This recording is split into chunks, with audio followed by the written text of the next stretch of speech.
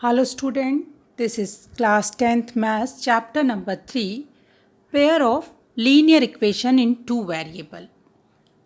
हमने previous chapter में पढ़ा था क्वाड्रेटिक इक्वेशन, जहाँ पर क्वाड्रेटिक इक्वेशन कौन सी थी जिसमें क्या था, सबसे पहले तो डिग्री 1 थी और हमने क्वाड्रेटिक इक्वेशन भी पढ़ी थी किस पे, वन वेरिएबल में हमने पढ़ा था पिछले चैप्टर में। यहाँ हम लीनियर इक्वेशन क्या होती है, सबसे पहले जिसकी डिग्री 1 होती है, हाईएस्ट डिग्री इज़ 1, वो हो गई लीनियर इक्वेशन। हमने पढ़ा था क्वाड्रेटिक इक्वेशन का जो ग्राफ है वो पैराबोलिक होता है, जबकि लीनियर इक्वेशन का जो ग्राफ है वो क्या होता है, स्ट्रेट लाइन होता है। तो हमें दो चीज़ क्लियर हो गई, लीनियर इक्वेशन की डिग्री 1 होती है और उसका जो ग्राफ है वो क्या होता है, स्ट्रेट लाइन होती है लीनियर इक्वेशन का। अब two variable, variable two means अगर हम देखें एक जनरल फॉर्मूला, जनरल फॉर्म एक लीनियर इक्वेशन की, तो वेरिएबल टू वेरिएबल मतलब a x plus b y plus c. अब इसमें दो वेरिएबल आ गए एक्स एंड वाई, जबकि हमने क्वाड्रेटिक इक्वेशन में एक ही वेरिएबल पढ़ रहे थे, या तो x x square plus x plus constant, यही पढ़ रहे थे। यहाँ पर टू वेरिएबल आ गए एक्स एंड वाई, तो ये जनरल इक्वेशन हो गई टू वेरिएबल की, a x plus b y plus c.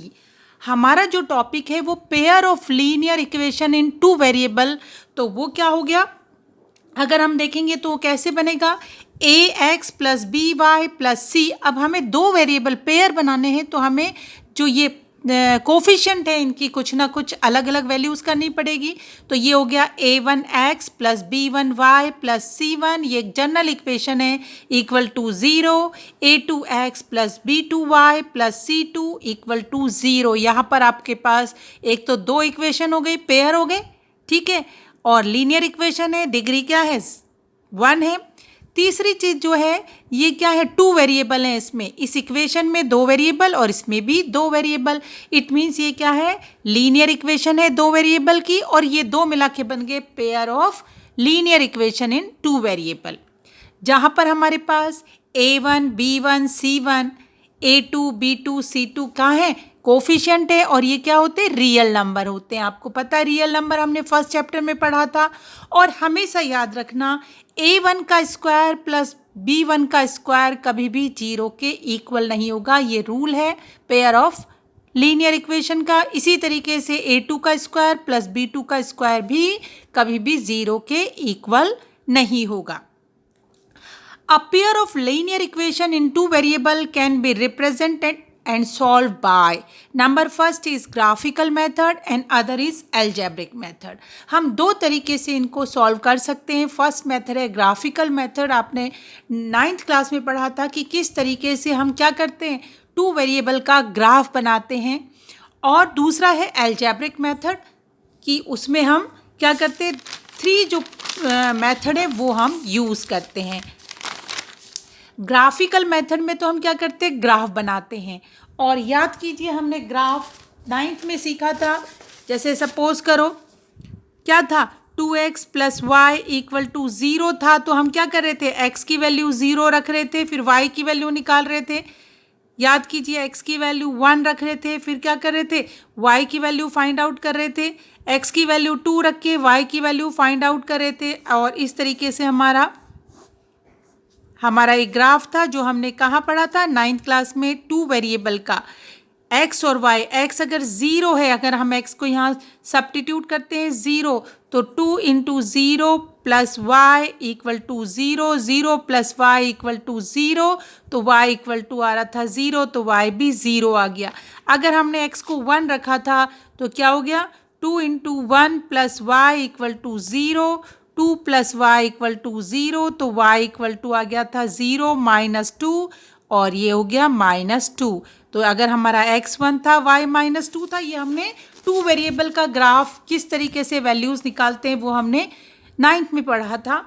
अब क्योंकि आपके 10th में जो फर्स्ट यूनिट आएगी वो कैसी है, मल्टीपल चॉइस क्वेश्चंस आएंगे, तो इतना ज़्यादा ये ग्राफ कैसे ड्रॉ करना है वो हमें अभी, आपने वैसे सीखा हुआ है, उतना ज़्यादा मैं आपको नहीं सिखाऊंगी।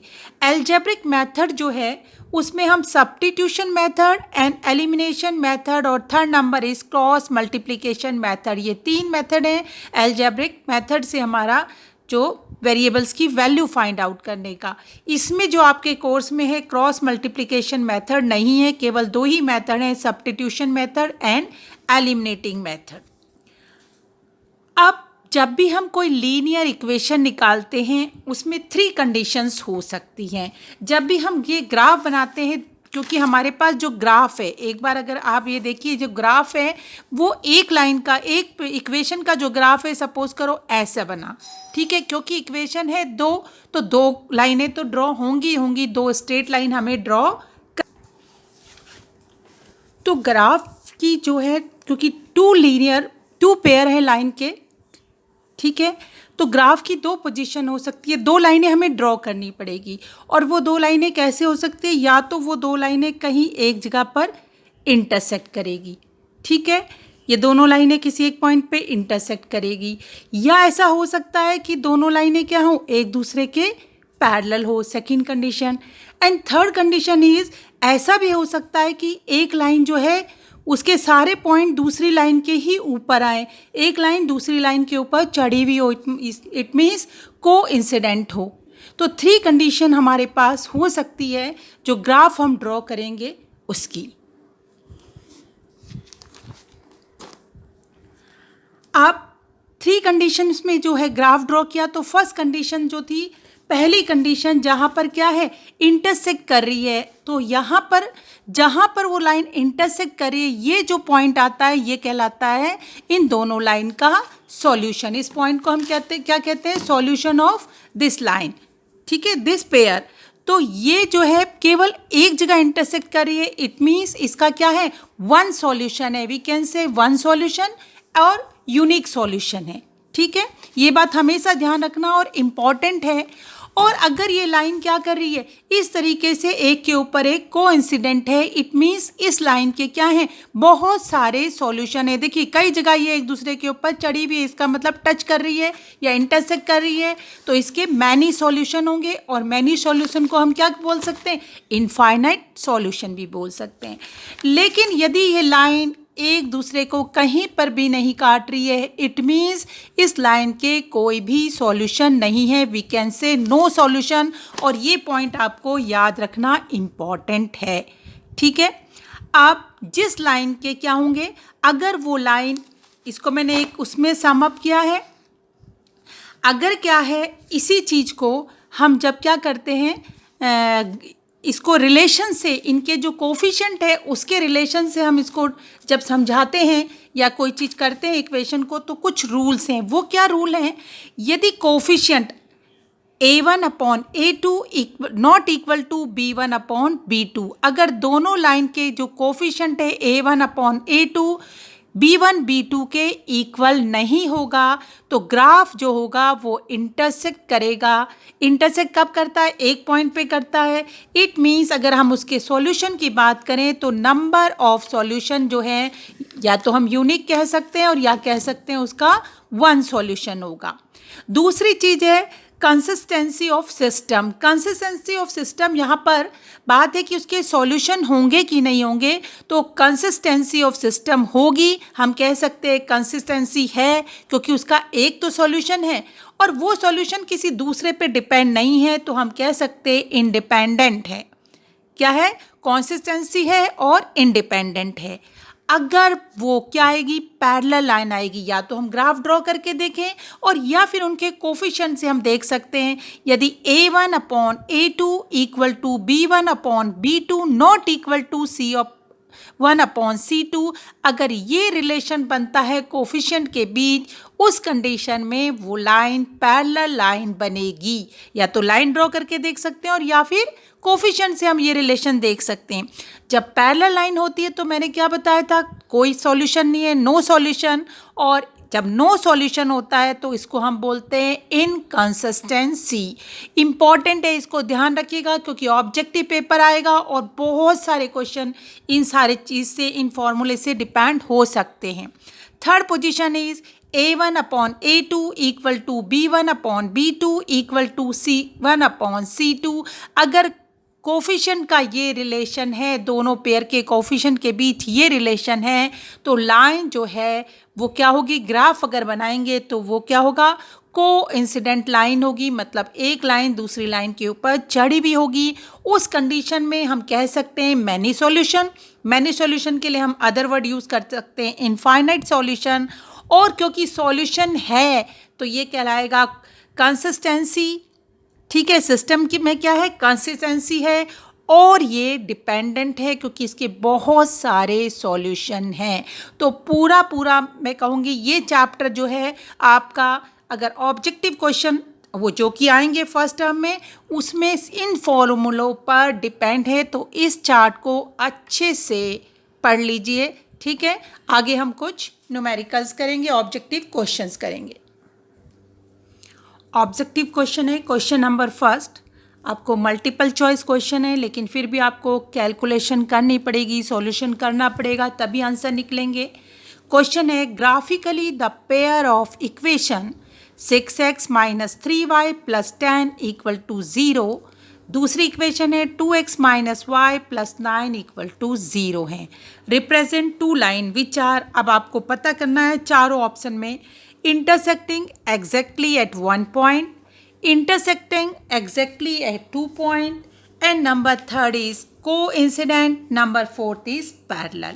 चलिए हम इक्वेशन से सबसे पहले A1 कितना है 6, B1 is -3, C1 10, A2 2। देखिए इसका कोफिशिएंट, सेकेंड वाले का कोफिशिएंट जनरल इक्वेशन थी, यहाँ कुछ नहीं है तो इसका क्या मतलब है 1, और 1 भी किसका, क्योंकि माइनस है तो माइनस का 1, B2 equal to -1 and C2 equal to 9। करके देखते हैं हम, A1 upon A2, B1 upon B2, C1 upon C2, क्या वैल्यू निकलती है 6/2, ये हो गया 3/1। ठीक है, यहाँ पर हो गया -3/-1, माइनस माइनस कैंसिल, और ये हो गया 10/9। अगर हम देखें ये क्या आया 3/1 equal to 3/1 does not equal to, ये इक्वल नहीं है। तो ये कंडीशन आप, अगर मैंने अभी आपको बताया था किसकी कंडीशन थी, कि जब A1 equal to A2, B1 equal to B2 but C1 upon C2 not equal हैं। तो ये कंडीशन किसकी थी, पैरेलल लाइन की कंडीशन थी। आपको अभी पीछे बताया था ये कंडीशन किसकी थी, उस टेबल को बना लीजिए पहले तो, और फिर आराम से देखिए कंडीशन किसकी थी, पैरेलल लाइन की। तो ये क्या है, पैरेलल लाइन है। Next question is a pair of equation x plus 2y plus 5 equal to 0 and minus 3x minus y, ये माइनस का साइन है, प्लस 1 इक्वल टू 0 है। अब हमें इसके देखने कि क्या आंसर आएगा। आंसर 4 दे रखे हैं, 1 में दे रखा है a unique solution, exactly 2 solution, infinitely many solution, no solution. देखते हैं हमारे पास A1 1, B1 2, C1 equal to 5, A2 -3, B2 -6, C2 1। रखते हैं 1/-3, 2/-6, 5/1। इसको सॉल्व किया तो ये आ गया 1/-3, मीन्स ये दोनों तो इक्वल हैं और ये इक्वल नहीं है। तो ये क्या हो सकती है, ये पैरेलल लाइन है। ठीक है, और पैरेलल लाइन की कंडीशन देखिए क्या थी, जो लाइन पैरेलल होती है उसके क्या था, अब यहाँ पर पैरेलल तो कहीं है नहीं, तो दूसरी कंडीशन देखेंगे तो वो क्या थी, नो सॉल्यूशन। पैरेलल लाइन के कोई सॉल्यूशन नहीं थे, तो answer is no solution. I hope आपको ये समझ आया होगा। नेक्स्ट क्वेश्चन लेते हैं। Question number 3. A pair of linear equation is consistent. Consistent means आपको क्या बताया था, जिसका सॉल्यूशन हो. Then the line will be. हमने 3 वो पढ़े थे, ठीक है. 3 तरीके से लाइन रिप्रेजेंट करी थी. Pair of linear equation, no solution, ठीक है. नो सॉल्यूशन क्या था, इनकंसिस्टेंसी थी. इनकंसिस्टेंट था मतलब उसका कोई सॉल्यूशन नहीं है.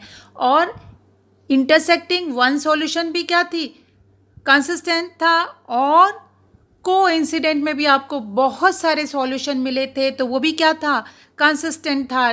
बाकायदा आपको टेबल बना के बात बताई गई थी. तो इसका मतलब अगर 2 लाइनें, 2 पेयर ऑफ लीनियर इक्वेशन क्या है, कंसिस्टेंट है, तो क्या हो सकता है, या तो वो इंटरसेक्टिंग भी हो सकती है एंड कोइंसिडेंट भी हो सकती है. तो आंसर क्या आएगा, एंड और आएगा, या कोइंसिडेंट हो सकती है. तो राइट आंसर इज डी. यहाँ पर आपको केवल टेबल याद रखना है, कुछ ज़्यादा करने की ज़रूरत नहीं है. नेक्स्ट क्वेश्चन इज,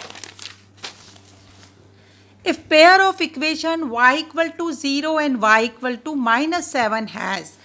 अब एक पेयर है इक्वेशन की, उसमें एक है y इक्वल टू 0 और दूसरा है y इक्वल टू -7, ठीक है. y की वैल्यूज़ दे रखी है और x की कुछ भी हो सकती है. तो एक बार हम इसको ग्राफ बना लेते हैं, और ये हमारा ग्राफ हो गया, आपको अच्छे से पता है, +x -x +y -y, ठीक है. अब y इक्वल टू 0, ये पॉइंट आ गया. y इक्वल टू 0 जब है तो इसका मतलब x के कोई भी पॉइंट हो सकते हैं. x इक्वल टू क्या हो सकता है, 1 हो सकता है.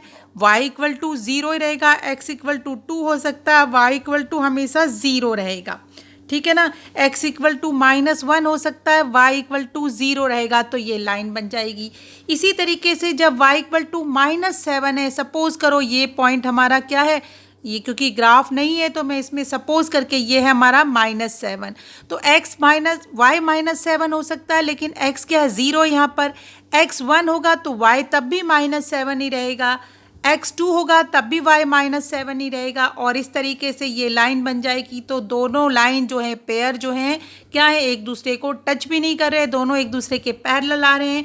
तो उस कंडीशन, जब दोनों लाइन पैरेलल होती है तो उसमें क्या कंडीशन आती है, नो सॉल्यूशन. तो आंसर इज नो सॉल्यूशन. इस चीज़ को हमेशा ध्यान रखिएगा.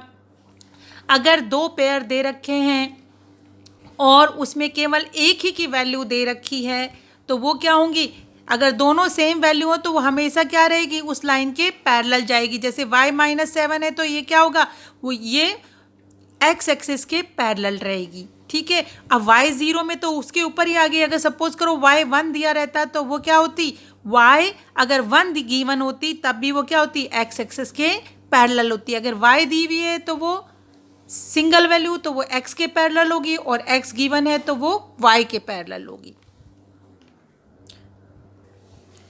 Next question is, the pair of equation x equal to a और y equal to b graphically represent line which are. अब 4 ऑप्शन है. देखिए यहाँ पर भी अगर हम ग्राफ ड्रॉ करें, और अभी अभी मैंने प्रीवियस क्वेश्चन जो भी कराया था उसमें आपको बताया था कि अगर कोई चीज़ x इक्वल टू a है तो ये किसके पैरेलल होगा, y के पैरेलल होगा. सपोज करो कोई भी वैल्यू हो सकती है, a का मतलब a यहाँ है तो y की बहुत सारी वैल्यू होगी, लेकिन x की हमेशा a ही रहेगी. इट मीन्स ये किसके पैरेलल होगा, y लाइन के पैरेलल होगा.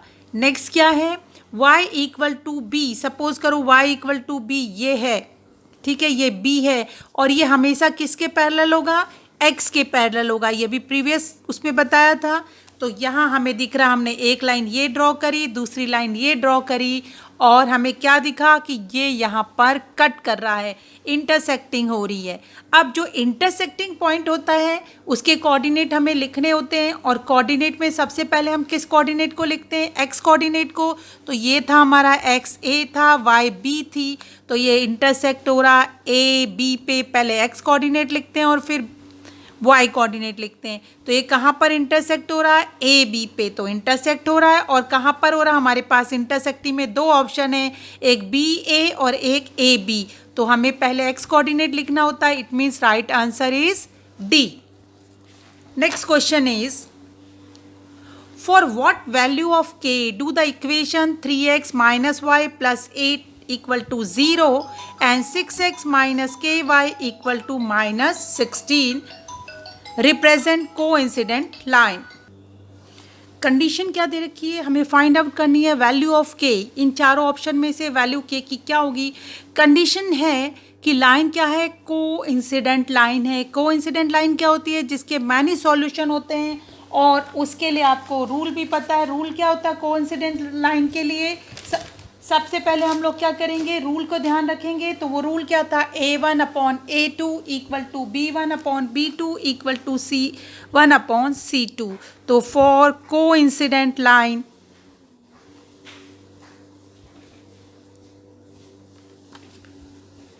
क्या रूल था? रूल आपको भूलने नहीं है, इसलिए वो टेबल को अच्छे से याद करना है। भले ही ऑब्जेक्टिव क्वेश्चन हो, लेकिन रूल्स आपको याद रहने चाहिए। B1/B2 इक्वल टू C1/C2, यही कंडीशन थी। और कोइंसिडेंट लाइन का क्या था, एक तो ये लाइन डिपेंडेंट होती है, दूसरी कंसिस्टेंट होती है, तीसरे इसके क्या होते हैं, मैनी सॉल्यूशन होते हैं। चलिए हम वैल्यू रखते हैं। A1 की वैल्यू कितनी है यहाँ लिख लेते हैं। पहले A1 की वैल्यू है 6, B1 की वैल्यू है -k एंड C1 की वैल्यू, अब देखिए यहाँ B1 की उल्टा कर दिया मैंने। पहली इक्वेशन हमारी थी, पहली इक्वेशन मेरे पास क्या थी, ये थी। तो ये है A1 equal to 3, B1 equal to, अब इसके पीछे कुछ नहीं है, इट मीन्स 1 है, -1 एंड C1 इक्वल टू 8। अब देखिए ये वाली इक्वेशन को थोड़ा सा ध्यान से देखिएगा। A2 equal to 6, B2 equal to -k और C2, अब C2 इक्वल टू के इस साइड है और यहाँ पर C1 जो है वो इक्वल टू के इस साइड है। तो आपको दोनों को ही सेम साइड लाना है। अगर मैं इसको इस साइड ले आती हूँ तो ये क्या बन जाएगा, ये हो जाएगा प्लस का 16। ये इक्वेशन क्या हो जाएगी, मैं यहाँ पर कर देती हूँ, ये हो जाएगी 6x minus ky plus 16 equal to 0। Equal to के इस साइड आ जाएगा कांस्टेंट भी, तो C कितना हो गया, 16 हो गया। अब हम वैल्यू पुट करते हैं। A1/A2, रूल्स क्या है, B1/B2 equal to C1/C2। Solve करते हैं, 1/2, ये भी 1/2 आया। अब 1/2 इक्वल टू माइनस से minus cancel, 1/k equal to 1/2। के की वैल्यू फाइंड आउट करनी है, भले ये दो इक्वेशन ले लीजिए या ये दो इक्वेशन ले लीजिए, जो भी आपको अच्छी लगे। मैं ये दो ले लेती हूँ, तो यहाँ से इसको सॉल्व करती हूँ।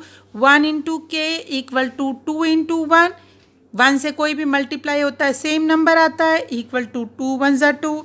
तो के की वैल्यू क्या आई है, 2 आई है। आई होप आपको ये समझ आया होगा। लेकिन सबसे बड़ी बात है कि हमें पहले उस टेबल को अच्छे से याद कर लेना है। लीनियर इक्वेशन क्या होती है पता होना चाहिए। वेरिएबल पेयर जो लीनियर इक्वेशन के होते हैं उनमें स्ट्रेट लाइन होती है, ये भी हमें पता होना चाहिए। डिग्री 1 होती है, ये पता है, ठीक है ना।